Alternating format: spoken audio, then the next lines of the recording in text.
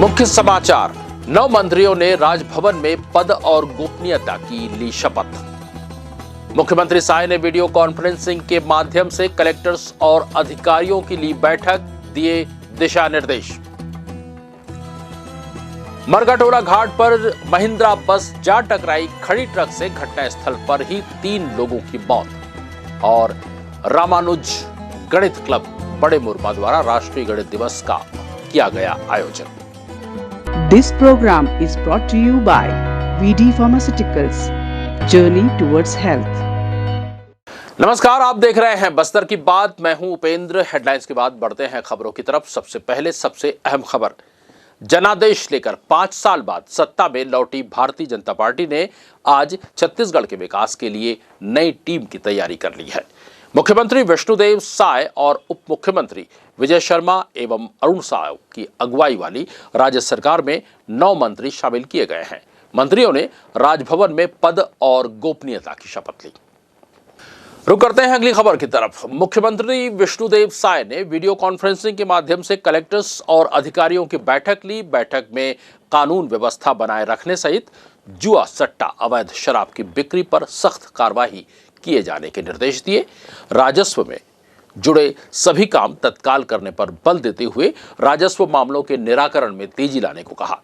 उन्होंने कोविड-19 के मामले में वृद्धि के मद्देनजर भारत सरकार द्वारा जारी एडवाइजरी के परिपालन कराए जाने के भी निर्देश दिए। इस दौरान उप मुख्यमंत्री द्वय अरुण साव और विजय शर्मा और मुख्य सचिव अमिताभ जैन, अपर मुख्य सचिव श्रीमती रेणु पिल्ले और राज्य शासन के वरिष्ठ उच्चाधिकारी मौजूद थे। बढ़ते हैं अगली खबर की तरफ।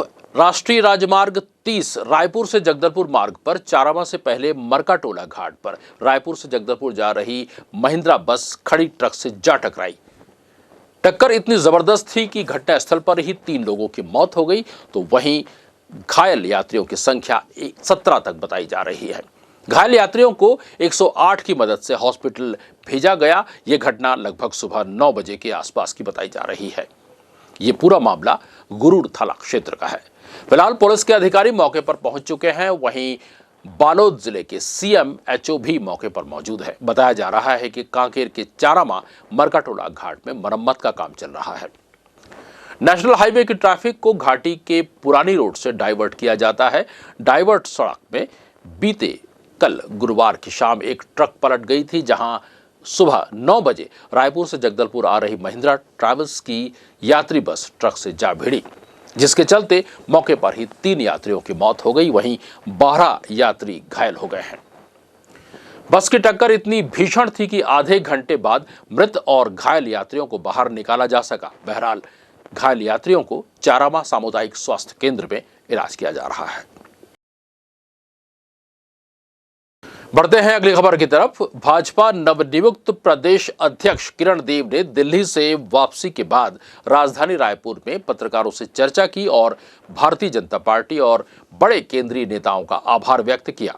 साथ ही कहा कि लगन और निष्ठा के साथ भारतीय जनता पार्टी आने वाले लोकसभा चुनाव में काम करने वाले साथी मंडल से लेकर के कार्यकर्ताओं तक जोश है और आगे भी इसी तरीके से काम किया जाएगा। प्रधानमंत्री नरेंद्र मोदी की योजनाओं को आगे बढ़ाया जाएगा। साथ ही युवाओं को और किसानों को लेकर काम किया जाएगा। सबसे पहले तो भारतीय जनता पार्टी के हमारे राष्ट्रीय की तरफ से सभी राष्ट्रीय वरिष्ठ नेताओं का, हमारे छत्तीसगढ़ प्रांत के प्रभारी और सह प्रभारी आदरणीय वरिष्ठ नेताओं का यहाँ पर सभी का मैं धन्यवाद ज्ञापित करना चाहता हूँ कि उन्होंने विश्वास व्यक्त किया मुझ पर और निश्चित रूप से हमारे भारतीय जनता पार्टी के सभी प्रदेश के वरिष्ठ नेतागण, हमारे सभी जितने भी मोर्चा प्रकोष्ठ से हमारे कार्यकर्ता, बूथ स्तर तक के कार्यकर्ता लोग सभी के साथ मिलकर एक समन्वय स्थापित करके पूर्व के प्रदेश अध्यक्षों ने जिस तरीके से भारतीय जनता पार्टी को छत्तीसगढ़ प्रदेश में गति प्रदान की है, निश्चित रूप से सभी के वरिष्ठों के मार्गदर्शन से, उनके सहयोग से, युवाओं के सहयोग से लेकर, युवा साथियों के सहयोग से लेकर भारतीय जनता पार्टी को नीचे तक हम पहुँचाएंगे। हमारे कार्यक्रमों को, हमारी योजनाओं का क्रियान्वयन नीचे तक करेंगे, सब लोग एक साथ मिलकर। और हमारी जो सरकार है भारतीय जनता पार्टी की छत्तीसगढ़ में, उनके जो कार्यक्रम है, उनकी जो योजना है, और अभी बजट सत्र में जिस तरह के शीतकालीन सत्र में माननीय मुख्यमंत्री जी ने सौगात दिया है हमारे छत्तीसगढ़ के किसान भाइयों को, उनके परिवार के सदस्यों को, चाहे 18 लाख परिवार जो है यहाँ पर, तो प्रधानमंत्री आवास योजना आदरणीय प्रधानमंत्री जी की महत्वपूर्ण योजना है, उसको लेकर और किसानों के कल्याण के लिए जो जितनी भी योजनाएं उन्होंने इस पे पारित की है, उसके लिए मैं उनको भी धन्यवाद और बधाई देता हूँ। नहीं, भारतीय जनता पार्टी का कार्यकर्ता और चुनौतियों से घबराता नहीं है। भारतीय जनता पार्टी का प्रत्येक कार्यकर्ता निष्ठावान कार्यकर्ता हमारे, बड़ी लगन और निष्ठा के साथ, और भारतीय जनता पार्टी के आने वाले चुनाव में, जो लोकसभा चुनाव में, और 11 की 11 लोकसभा भारतीय जनता पार्टी जीतेगी।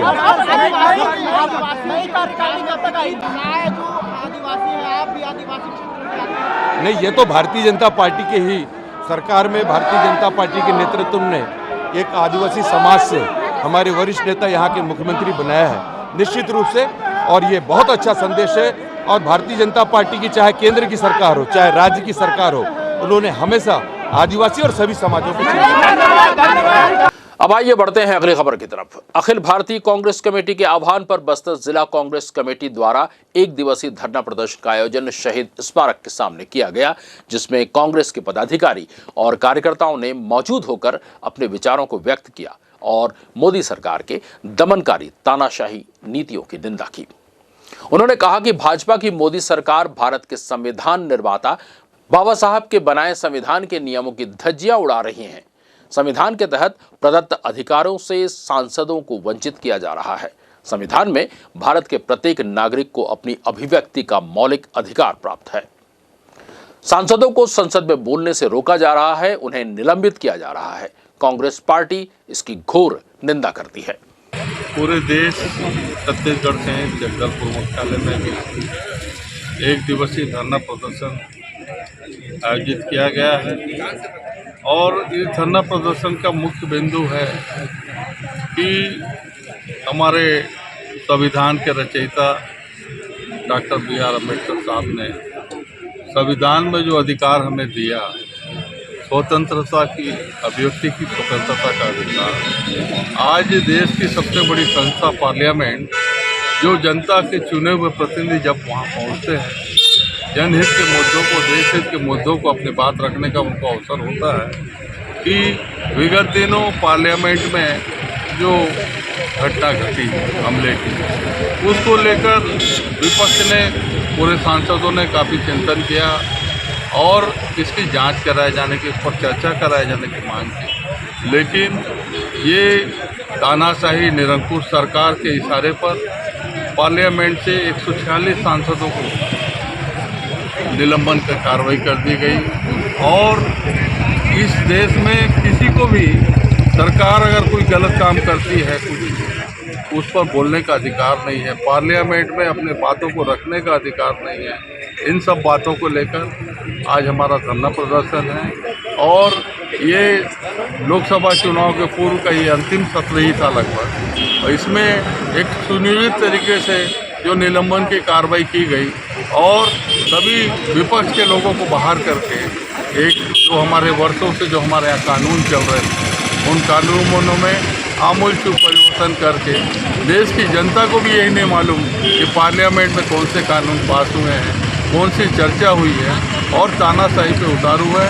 इसका जवाब ये 2024 के चुनाव में हमारे देश की जनता देगी और कांग्रेस पार्टी जनता के हित के मुद्दों को लेकर हमेशा लड़ाई लड़ती है। लोकसभा से हिंदुस्तान के इतिहास में पहली बार ऐसा हुआ है कि 148 सांसदों का निलंबन कर दिया गया। इस निलंबन की आड़ में भारतीय जनता पार्टी की सरकार मनमाने तरीके से बिना बिल पर चर्चा हुए कई सारे बिल देश को थोपने जा रही है देश में पहली बार हुआ है कि 3 से 4 बिल बिना बिल पर चर्चा किए हुए उसे ध्वनिमत से पारित कर दिया गया है। उस बिल में क्या था, देश का गृह मंत्री या देश के प्रधानमंत्री बिना बताए पारित कर रहे हैं, मतलब देश के साथ धोखा करने का प्रयास किया जा रहा है। देश की आवाज़ को दबाने का प्रयास किया जा रहा है। सत्ता के अहंकार में डूबी नरेंद्र मोदी जी की सरकार, उपराष्ट्रपति के मिमिक्री के कारण 148 सांसदों का निलंबन कहीं से उचित नहीं लगता है। बस्तर के सांसद दीपक बैज जी को भी निलंबित कर दिया गया है। ये बड़े शर्म की बात है कि देश के जो सांसद जो चुने जाते हैं, वहाँ की जनता चुनती है कि हमारे क्षेत्र की आवाज़ उठाए, पर जब अपनी आवाज़ उठाने जाते हैं तो वहाँ देश के उपराष्ट्रपति जो राज्यसभा के प्रमुख होते हैं वह निलंबन कर रहे हैं। लोकसभा राज्यसभा में यह देश हित में कतई उचित नहीं है। पुलिस मुख्यालय छत्तीसगढ़ द्वारा जिला पुलिस बल के आरक्षक संवर्ग की सीधी भर्ती के 5,967 रिक्त पदों पर भर्ती के लिए दिनांक 4 अक्टूबर 2023 को विज्ञापन जारी किया गया था।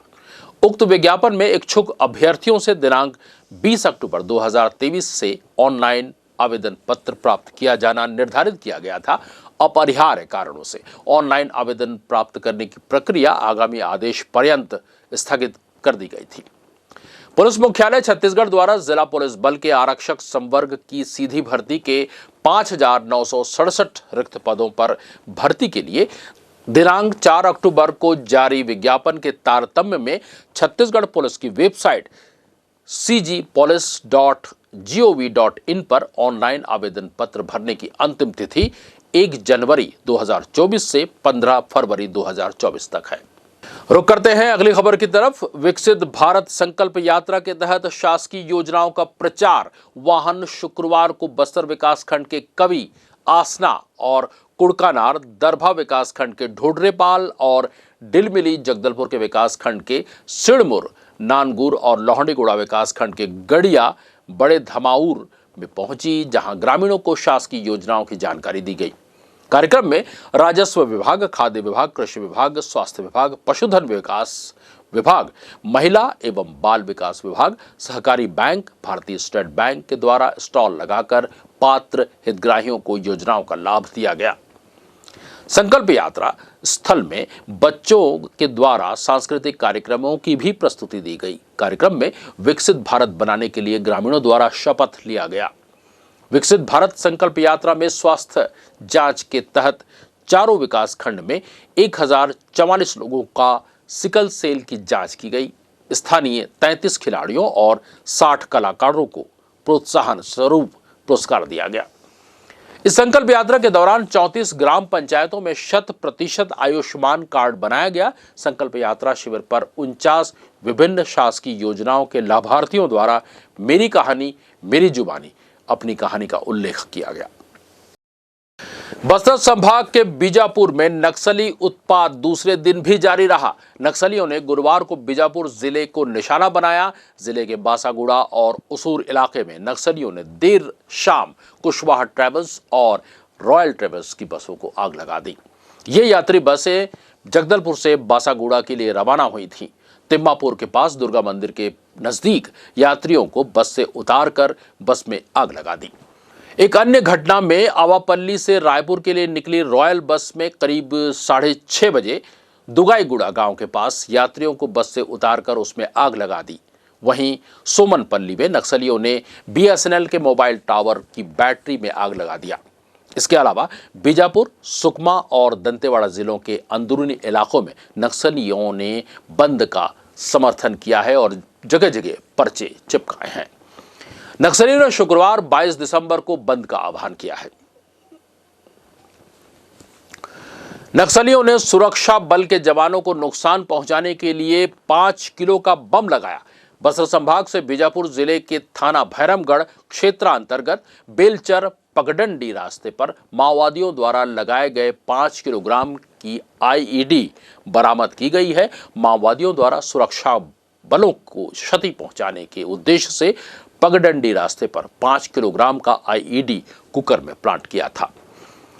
नक्सल अभियान में निकले DRG की पार्टी और BDS बीजापुर की टीम द्वारा IED बरामद कर मौके पर उसे निष्क्रिय कर दिया गया।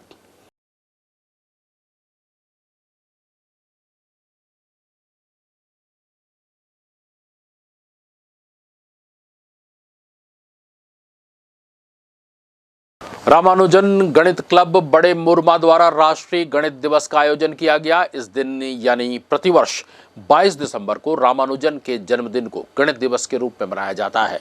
कार्यक्रम के मुख्य अतिथि प्राचार्य जीवन दास और मुख्य वक्ता शिक्षक कांता प्रसाद रहे। इस कार्यक्रम में निबंध लेखन, रंगोली, पोस्टर्स, भाषण, मॉडल प्रदर्शन और रामानुजन की फिल्म का प्रदर्शन किया गया।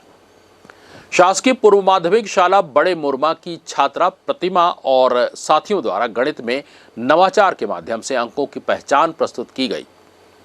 छात्र छात्राओं के द्वारा रामानुजन के बारे में अपने विचार व्यक्त किए गए। कार्यक्रम को संबोधित करते हुए डी.के. देवांगन ने दैनिक जीवन में गणित के महत्व पर प्रकाश डालते हुए कहा कि हमारे दैनिक जीवन में प्रत्येक चरण में गणित का उपयोग है।